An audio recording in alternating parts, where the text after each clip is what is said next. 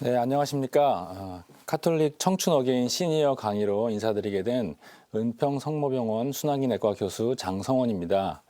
그 나이가 이제 많이 들게 되면 여러 가지 질병도 생기고 또 건강에 대해서 여러 가지 걱정거리가 생기게 되는데요.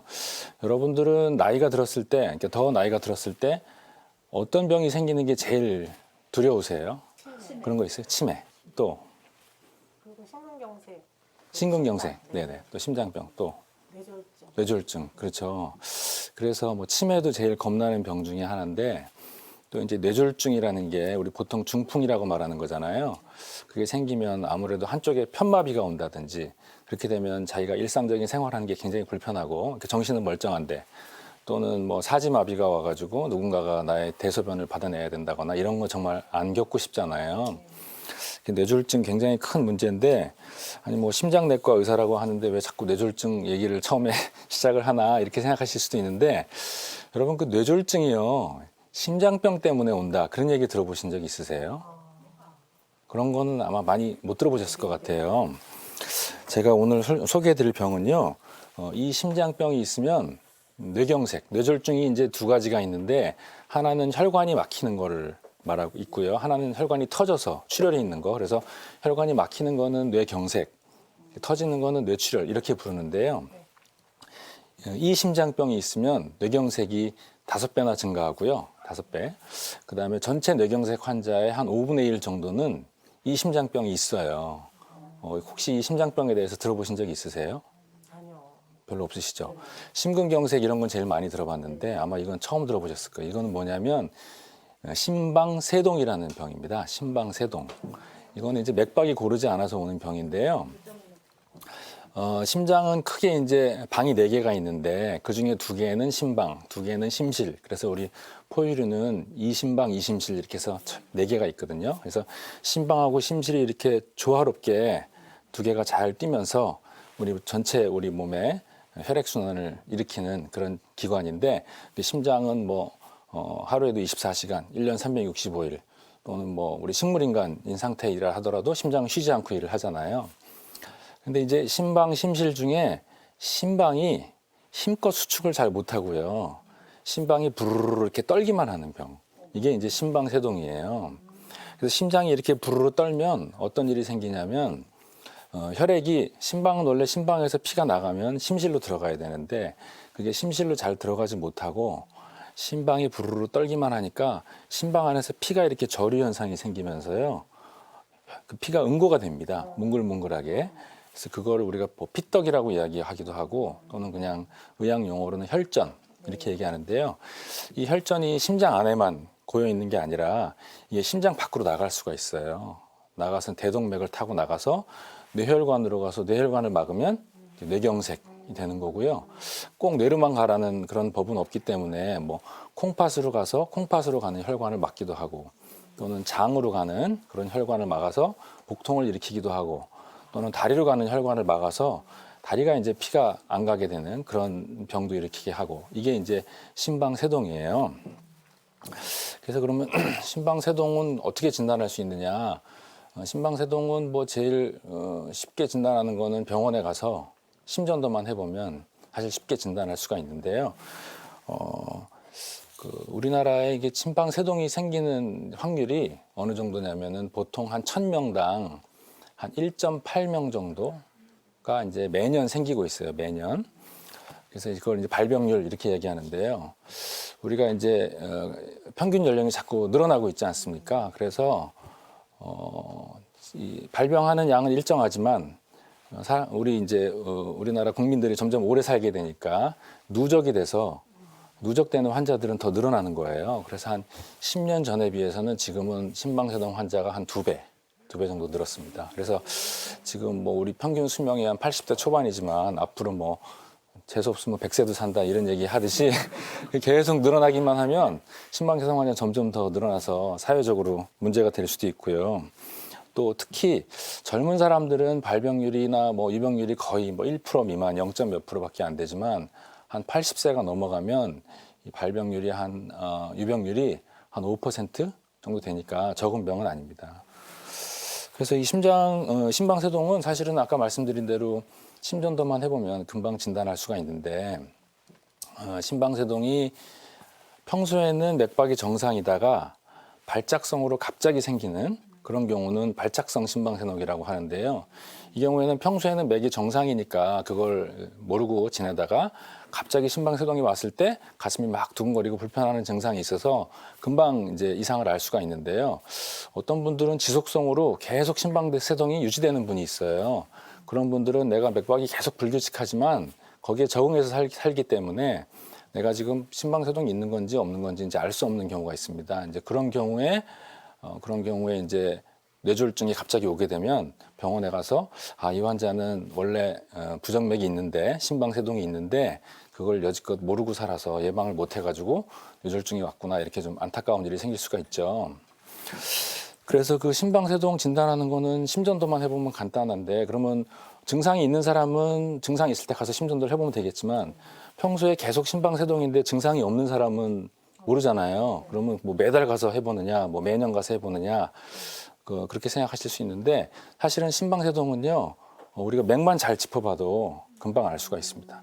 지금 한번 다들 저는 이제 시계를 왼쪽에 차고 있으니까 오른손 맥을 짚어볼 텐데 한 손가락 3개를 이렇게 들으셔가지고 엄지 손가락이 있는 요 뼈 있는 부분 바로 밑에 여기가 이제 요골동맥이라는 게 지나가거든요.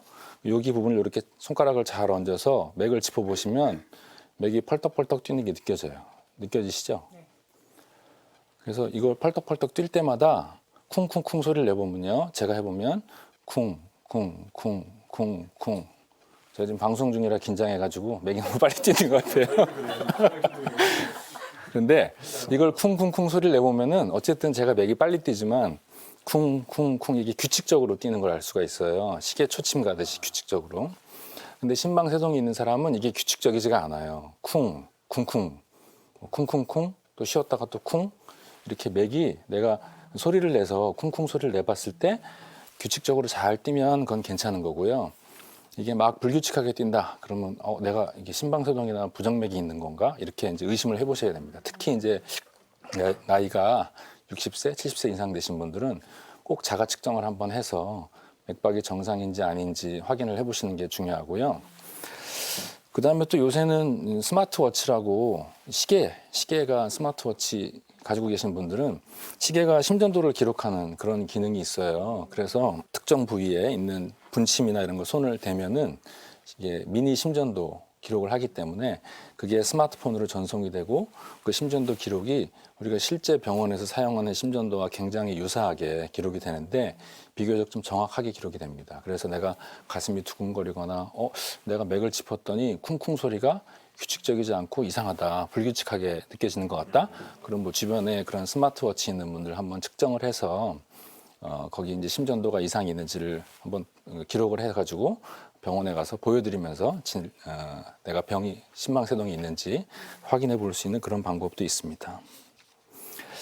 자, 그러면 이제 심방세동이 어떤 병이고 또 어떤 식으로 진단하고 언제 의심해 볼 수 있고 이런 거 말씀드렸는데요.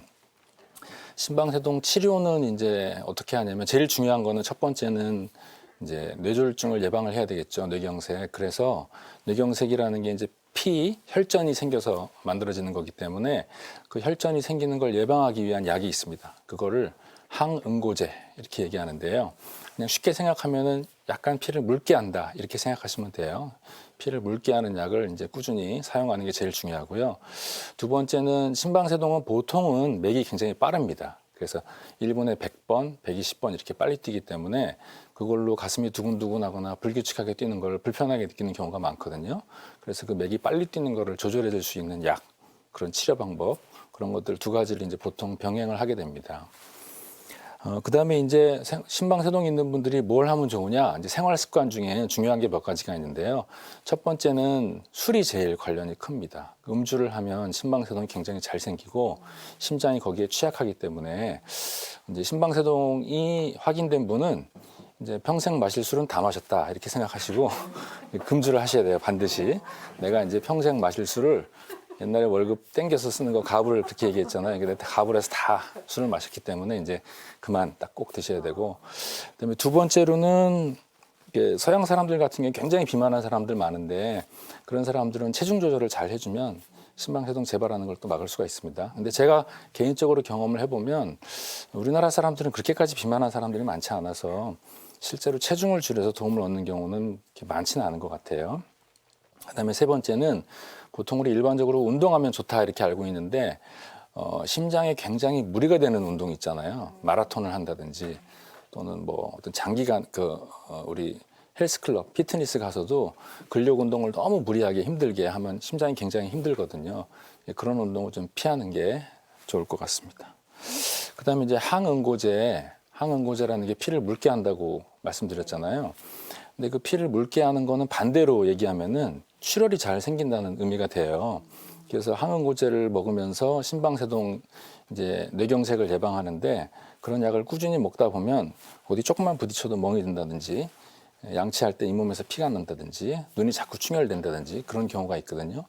그런 경우에는 항응고제 복용량을 좀 조절을 해야 됩니다. 그래서 담당하는 주치의 선생님하고 상의를 좀 하셔야 되고 또 하나는 이제 항응고제를 복용 중에 뭐 우리가 수술 받을 일이 꼭 있잖아요. 수술이 아니더라도 치과에서 발치를 한다든지 뭐 혹은 무릎 수술을 받는다든지 그런 경우에 수술을 하면 지혈이 잘 안 됩니다. 그래서 수술하기 전에 항응고제를 꼭 뭐 하루나 이틀 또 길게는 3일 정도 중단해 줘야 되거든요. 어떤 수술을 받느냐에 따라서. 그래서 항응고제를 복용하는 분들은 그 주치의와 꼭 상의해서 내가 지금 어떤 수술이 예정돼 있는데 약을 계속 먹어야 되는지 혹은 며칠 끊어야 되는지 그런 거를 확인해 주는 것이 중요하고요. 그래서 제가 오늘 말씀드린 거는 심방세동에 대한 건데 사실 우리가 뭐 심근경색이라든가 관상동맥 질환 이런 것들은 뭐 유명한 사람들도 많이 걸리고 그걸로 사망하는 일도 왕왕 있고 해가지고 잘 알고 있는데 심방세동이라는 거는 이제 부정맥 중에 하나인데 뇌경색을 일으킨다 이런 것도 잘 모르는 분들이 많고 또 심방세동 비교적 흔한 병인데도 또 진단이 잘 안 되는 경우도 많고 또 우리가 고연령 사회로 갈수록 점점 더 문제가 되는 질환이기 때문에 제가 그런 의미에서 오늘 소개를 해드렸습니다. 혹시 뭐 꼭 심방세동이 아니라도 심장과 관련해서 뭐 궁금하시거나 물어보고 싶은 거 있으시면은 제가 대답을 해드리겠습니다. 네, 저희 남편이요. 옛날에 직장 다닐 때는 직장에서 약속이 많다 보니까 술을 이렇게 좀 많이 드신 편이에요. 그런데 이제 퇴직을 하고 나니까 그 정도로 많이 먹지는 않지만 매일 저녁이 술이 친구가 되고 있어요. 그래서 한두 잔씩을 꼭 먹는데 네. 이거 저기 뭐 거의 알코올 중독 수준 아닐까 싶기도 한데 이게 좀 뭐 혈액순환이나 뭐 이런 거에 도움이 된다고 스스로는 그렇게 믿고 그렇게 먹고 있는데 그거 괜찮을까요? 그 옛날에 뭐 우리 프렌치 패러독스라고 해서 술을 아예 안 먹는 사람보다는 한두 잔 먹는 사람들이 더 건강하더라. 뭐 그런 보고가 있어가지고 되게 이제 술 좋아하시는 분들이 항상 그 얘기하면서 안 먹는 것보다 먹는 게 좋다 이렇게 이야기를 하시는데요. 사실은 어떻게 보면은 술을 한두 잔 정도 먹고도 일상적으로 다 활동하신다는 것 자체가 좀 건강하다는 의미 아니겠습니까? 그래서 제가 지금 오늘 말씀드린 심방세동의 경우에는 예외예요. 그거는 술 한 방울도 입에 대시면 안 되는데 그냥 일반적인 협심증이라든가 심장질환 그런 것들은 술 한두 잔 정도는 괜찮고요. 그 다음에 그게 이제 근데 한두 잔이라는 게 술마다 잔이 있잖아요. 또 소주면 소주잔 두 잔, 양주면 양주잔 두 잔, 뭐 맥주면 맥주잔 두 잔인데 소주를 맥주잔에 따라서 두 잔, 이거는 안 되는 거고요. 그다음에 이제 최근 연구들을 보면은 그래도 먹는 것보다는 안 먹는 게 좋다 그렇게 다 돼 있습니다. 되게 술을 안 마시면 제일 좋지만 말씀드린 대로 평생 술하고 친구로 사신 분들은 참 끊기 어렵거든요. 그래서 그런 분들은 한두 잔 정도는 마셔도 괜찮습니다. 꼭 거기 술에 맞는 잔으로 그렇게 드시도록 하시면 될 것 같습니다. 어디 이렇게 사람 앞에 나선다는 그러면 막 심장이 떨리잖아요. 네. 막 두근두근두근 하는데 네네네. 그거는 이제 준비된 거니까 내 심장이 떨릴 거를 안단 말이에요. 근데 갑자기 길을 잘못 들었다든가 순간 소매치기를 당했다든가 이럴 때 가슴이 철렁 내려앉거든요. 젊어서는 그렇게 그걸 심하지 않았는데 이게 나이가 들어서는 길만 잘못 들어도 순간 심장이 이렇게 툭 떨어지는 것 같으면서 두근두근두근 하는 게 굉장히 좀 네, 네. 오래 가요. 네. 근데 이게 정상인지 아니면 심장에 어떤 영향을 주는 건지 어. 등등 그런 게 좀 궁금해요. 그거는 이제 부정맥 증상을 말씀하신 건데요. 이제 우리 몸에는 이제 교감신경하고 부교감신경이 있거든요. 옛날 이제 우리 뭐 생물 시간에 배웠던 기억을 하면 교감신경이라는 거는 내가 흥분하거나 운동을 하거나 화가 나거나 긴장되거나 그러면 이제 막 활성이 돼서 맥박도 빠르게 하고 혈압도 올리게 하고 그런 거죠. 저도 아까는 교감신경이 막 활성해서 좀 긴장됐는데 지금 몇 분 하다 보니까 좀 편안해져가지고 괜찮아요. 근데 이제 부교감신경이라는 거는 우리가 잠을 자거나 명상을 하거나 굉장히 편한 상태에서는 심장 맥박도 낮추고 혈압도 낮추고 그런 역할을 하거든요. 그 두 개가 이제 밸런스를 이루는데요. 지금 말씀하신 거는 교감신경이 흥분할 만한 상황이잖아요. 뭐 내가 놀랬다든가, 뭐 돈을 잃어버렸다든가, 혹은 뭐 너무 화가 나는 일이 생겼다든가. 그럴 때 교감신경이 확 흥분해서 맥이 빨라지는 건 대개는 괜찮습니다. 괜찮은데 이제 그런 게 전혀 아닌데 그냥 편안하게 가만히 뭐 내가 책을 보거나 뭘 하는데 갑자기 쿵 하고 가슴이 떨어지는 기분이 든다든지 그런 건 부정맥 증상이고요. 또 아까 오늘 설명드린 심방세동 같은 것도 내가 아무것도 안 하고 가만히 있는데 갑자기 심방세동이 덜컥 생기면 그때 무슨 정말 스위치를 켜서 불을 켜듯이 덜컥하는 느낌이 나면서 막 놀란 사람처럼 가슴이 두근거려요. 그러다가 뭐 한 5분, 10분 지나면 갑자기 탁 없어지고 그거는 부정맥 증상이에요. 그래서 그런 게 있을 때는 병원에 가서 검사를 받아보시는 게 좋고 그냥 전후 상황이 맥이 빨라질 만한 상황이면 크게 문제 없고요. 그런 게 전혀 아닌데 느닷없이 그런 증상이 찾아온다? 근데 부정맥은 심방세동은 나이 든 사람들한테 오는 건데요. 어떤 부정맥들은 젊은 사람들한테도 와요. 10대, 20대에도 오는 병이 있어서 그렇게 내가 운동한 것도 아니고 긴장하는 상황도 아닌데 갑자기 덜컥하면서 맥이 막 빨라지는 병은 그거는 이제 병원에서 검사를 해보는 게 좋습니다. 그럼 뭐 궁금하신 거 대충 다 물어보신 것 같은데요. 오늘 저도 처음에 좀 긴장이 됐지만 여러분들 이렇게 잘 웃어주시고 반갑게 대해주셔서 나중엔 저도 그냥 편안하게 진행을 잘 했던 것 같습니다. 뭐 코로나가 계속 심각하게 문제가 되고 장기화되는 와중에 좀 무기력해지는 때지만 좀 가볍게 운동하시거나 집안에서라도 활동하시고 또 식사 잘 챙겨서 드시고 그런 게 결국에는 뭐 겨울철에 심장 건강에 중요한 그런 요소가 될 것 같습니다. 네, 뭐 심장뿐만 아니라 몸과 마음 모두 다 건강하게 겨울을 나시고 아무튼 이 코로나 사태가 빨리 끝나고 또 좋아질 수 있으면 하는 마음으로 인사드리겠습니다. 감사합니다.